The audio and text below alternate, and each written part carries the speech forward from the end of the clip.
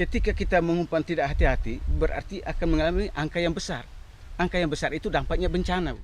Soalnya cara mereka itu buang dadunya kan hati-hati begitu, takut itu kena banjir. Sementara dadu pribadi yang saya putarkan itu mengeluarkan angka 3. Berarti dari 8 ditambah 3 jumlahnya 11. Berarti 11 yaitu mengalami banjir.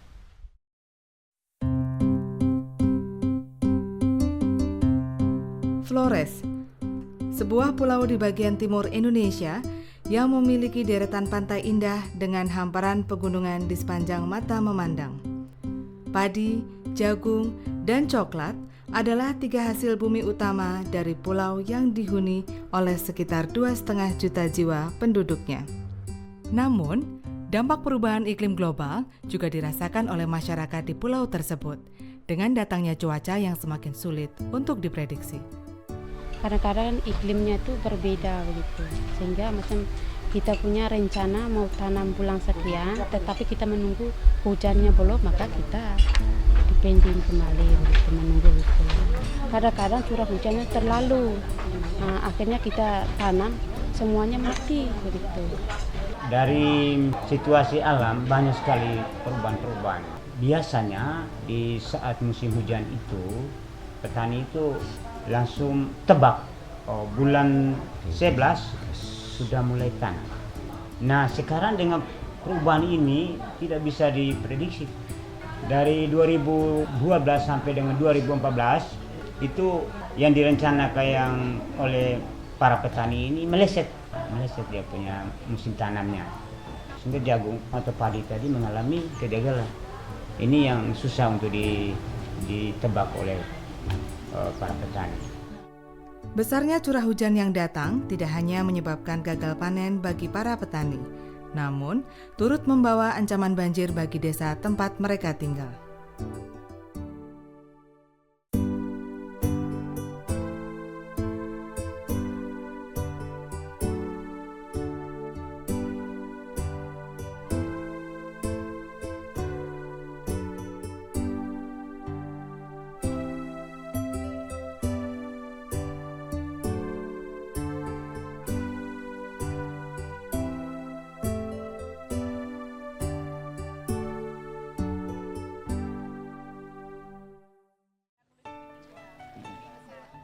Kita akan mencoba satu game yang nantinya kita akan melihat hubungan antara perubahan iklim terhadap bencana.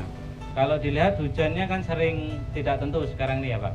Jadi kita akan melihat hujan itu kita bayangkan nanti seperti dadu itu yang tidak tentu. Semakin besar mata dadu yang keluar, maka semakin besar curah hujan yang dihadapi oleh masyarakat. Dalam kaitannya dengan kesiapsiagaan untuk pengurangan risiko bencana dan penentuan masa tanam, seringkali masyarakat menjadi bingung untuk mengambil tindakan atau tidak. Pentingnya untuk memprediksikan curah hujan, tetapi kita tidak bisa melihat atau memprediksi seberapa sih curah hujan itu. Sehingga itu pilihan dari masyarakat di desa, apakah akan membuat tindakan atau tidak. Tentunya dengan konsekuensi yang ada di aturan game tersebut. Jadi ilustrasi dari permainan ini adalah kita belajar memprediksi pertama itu apakah kita akan melakukan tindakan awal atau tidak.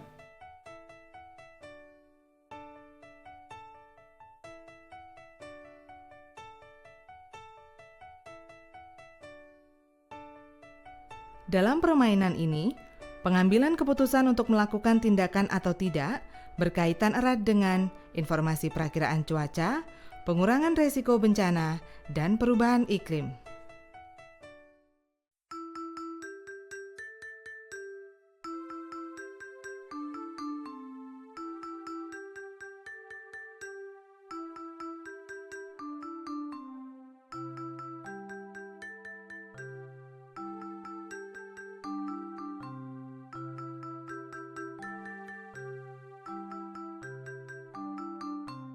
Jadi satu kelompok ada 3 orang. Nah, di situ ada beberapa alat-alatnya. Coba dilihat. 4 dadu. Oke.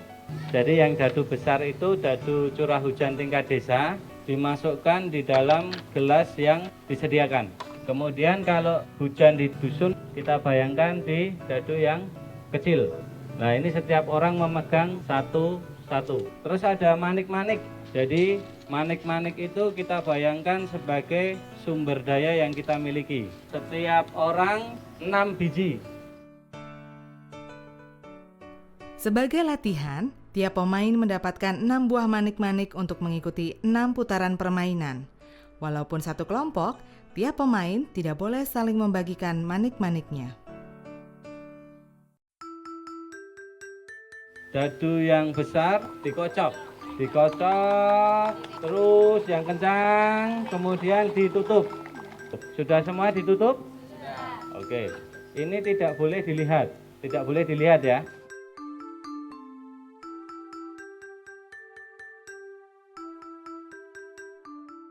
Ini angkanya berapa kan kita nggak tahu. Seperti cuaca, kita nggak tahu apakah hujannya lebat atau tidak lebat. Nah, terus kawan-kawan berdiskusi, apakah akan mengambil tindakan atau tidak. Yang mau mengambil tindakan berdiri. Nah, berapa orang yang mau mengambil tindakan di sini? Silakan. Ya, 1. Ada lagi? Yang mau mengambil tindakan? 2, 3. Nah, yang mengambil tindakan itu harus membayar manik-manik 1 ke fasilitator yang di sini. Ya, 1. Kasih 1. Dan sekarang tiap orang mempunyai pilihan untuk tetap duduk dan berharap tidak akan terjadi bencana banjir di dusun mereka, atau memilih untuk mengambil tindakan dengan membayar 1 manik-manik.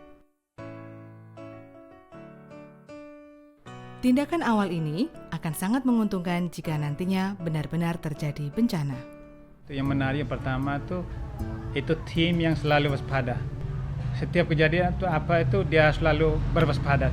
Yang namanya antisipasi itu kita namanya persiapan dini itu harus, kalau kita omong tentang tim siaga bencana itu kita harus kita lebih siaga diri sendiri, siaga kelompok kita. Tambah 1 aturan, yang mengambil keputusan kita batasi 5 detik. Yang berdiri tadi loh Pak.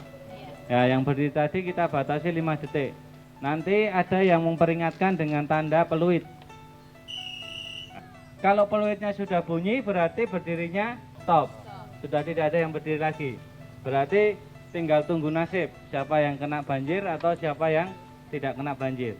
Pemain yang tetap duduk berharap bahwa dusun mereka tidak akan terkena bencana banjir. Sedangkan pemain yang berdiri adalah dusun-dusun yang melakukan tindakan awal sebelum terjadinya bencana. Kenapa memilih mengambil tindakan? Apa tindakan yang akan diambil? Mengungsi. Oh ya, mempersiapkan tempat pengungsian. Silakan Bapak. Normalisasi sungai. Oke, ada yang berpikir bahwa salah satu tindakan itu bukan hanya mengungsi, tetapi menormalisasi sungai, begitu. Nah, sekarang dibuka Pak, silahkan dibuka di masing-masing dadunya. Kemudian mulai dari Pak Bertin, silahkan melempar dadunya, dadu yang satunya.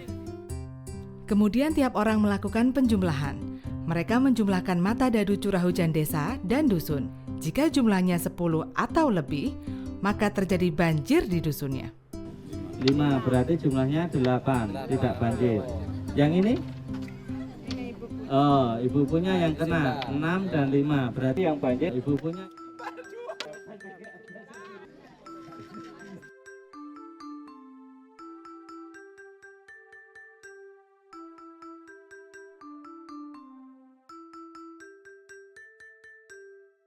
Jatuhnya korban jiwa dan gagal panen merupakan sebagian dampak dari banjir.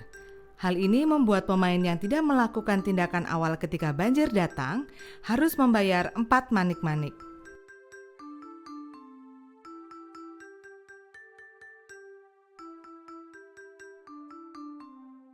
Ada yang banjir, ada yang dapat 12, tempat Bapak. Tadi duduk atau berdiri? Duduk berarti harus bayar 4. Harus bayar 4. Begitu. Oh ini, Bang Milan dapat 10. Berarti kan banjir nih. Bang Milan tadi duduk toh? Berarti Bang Milan harus bayar 4.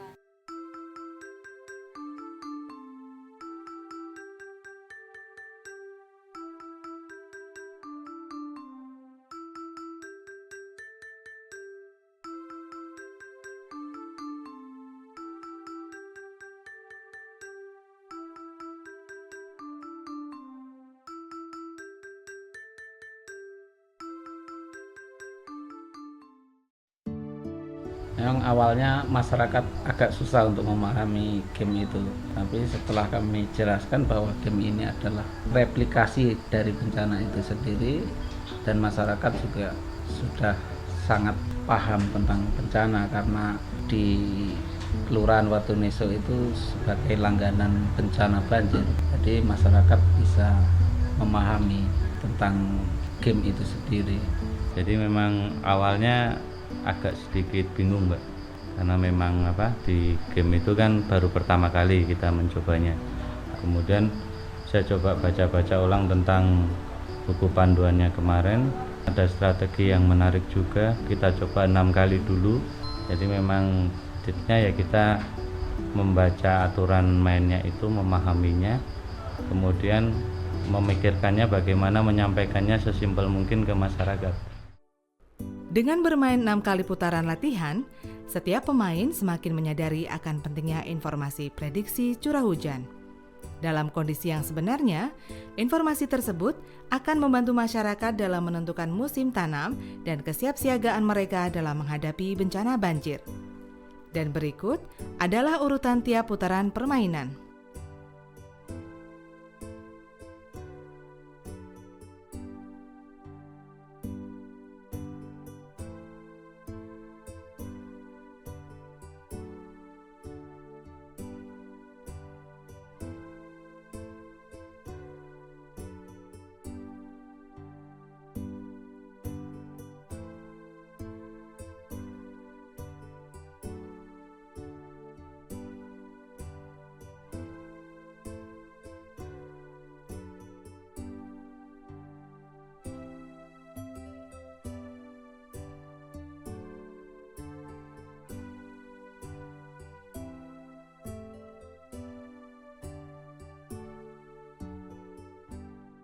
Kita bayangkan sudah sumber dayanya habis, banjir lagi, ya toh?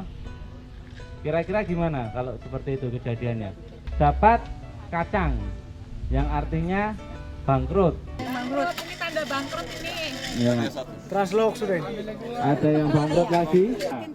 Bisa jadi. Pada kehidupan nyata, masyarakat seringkali enggan untuk melakukan tindakan kesiapsiagaan untuk menghadapi banjir. Akibatnya, ketika banjir terjadi, masyarakat kehilangan semua penghidupan dan aset mereka.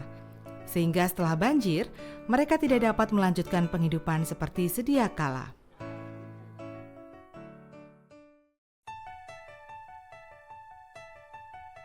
Berarti ini tadi latihan ya. Sekarang kita akan coba lagi. Kita akan coba lagi kali ini 10 putaran. Pada putaran permainan sesungguhnya, tiap pemain mendapatkan kembali manik-maniknya, sejumlah 10 buah untuk 10 putaran. Jadi kalau ini ditutup berarti kita tidak bisa memprediksi hujan itu sebenarnya sebesar apa sih di tingkat desa. Tapi kalau ini bisa terlihat, tentunya itu bisa diprediksi toh. Nah, informasi itu sangat penting. Sekarang ada yang namanya teknologi untuk menentukan seberapa besar curah hujan di satu wilayah. Jadi akses itu sebenarnya bisa kita dapat dari BMKG, kan begitu. Cuma kita sulit untuk mendapatkan akses itu, sehingga kita asumsikan bahwa kita perlu tender untuk mendapatkan aksesnya. Sebelum putaran pertama dimulai, terlebih dahulu fasilitator memperkenalkan tentang tender perakiraan cuaca. Jadi dari kelompok yang memenangkan tender nanti akan kita ganti gelasnya dengan gelas transparan, sehingga kawan-kawan mendapat informasi seberapa besar hujan di tingkat desa.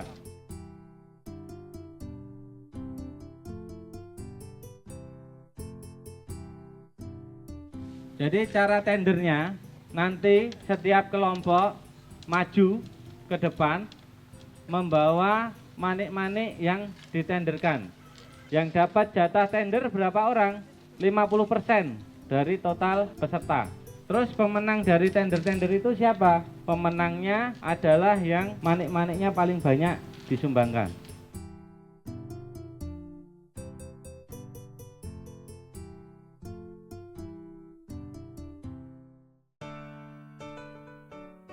Maju ke depan, maju ke depan. Salah satu dari kelompok maju. Berdiri semua di depan. Sudah ada berapa kelompok nih? 1, 2, 3, 4, 5. Semuanya ikut tender. Yang masuk berapa Mbak tendernya Mbak? 12, 10, dan 15. Yang tidak dapat tender berarti pulang dulu.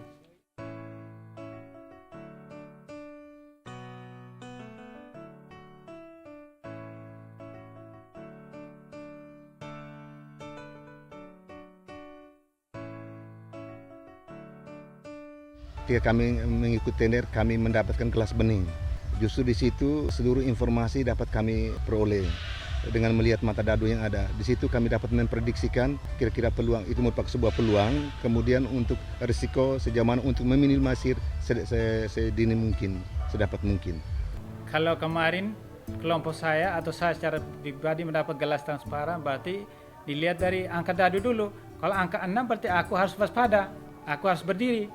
Nah, daripada aku duduk nanti tiba aku dapat celaka lalu persediaan aku terbatas, aku kan minus kan, risiko yang aku harus ini hadapi lebih besar daripada persediaan aku. Nah, harus begitu alasan saya.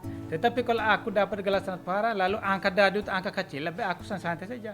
Apalagi persediaan ada, lebih aku duduk saja santai saja.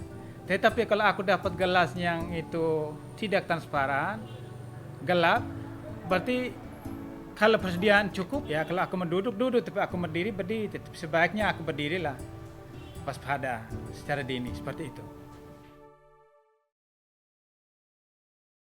Satu tawaran tender lagi ini. Kita akan membuka tender lagi.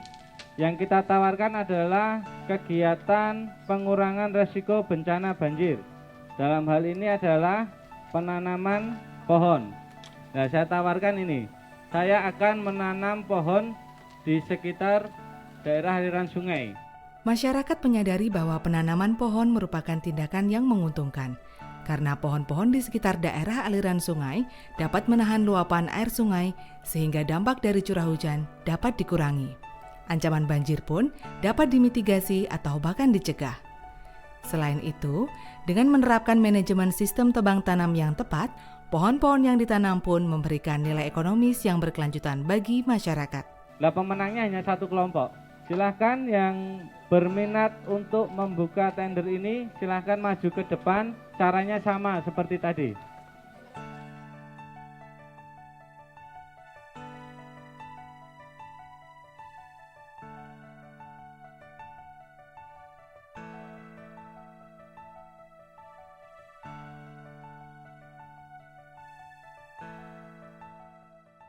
Yang namanya investasi itu hal yang menguntungkan untuk seluruh jenis kegiatan termasuk PRB, penanggulangan risiko bencana. Sehingga kami punya tekad untuk mengambil tender tersebut. Untuk mengambil tender seperti itu, bagian juga dari investasi. Kalau penanaman pohon, dia punya keuntungan tidak saja untuk bencana banjir, tapi untuk global warming misalnya. Itu merupakan paru-paru dunia. Keuntungan yang pertama, selain misalnya untuk pencegahan bencana banjir, tapi juga untuk seperti pemanasan yang sekarang situasi tidak menentu, juga merupakan keuntungan bagi kami. Apalagi kalau kami selektif dalam penanaman pohon, berarti menambah nilai ekonomis bagi masyarakat.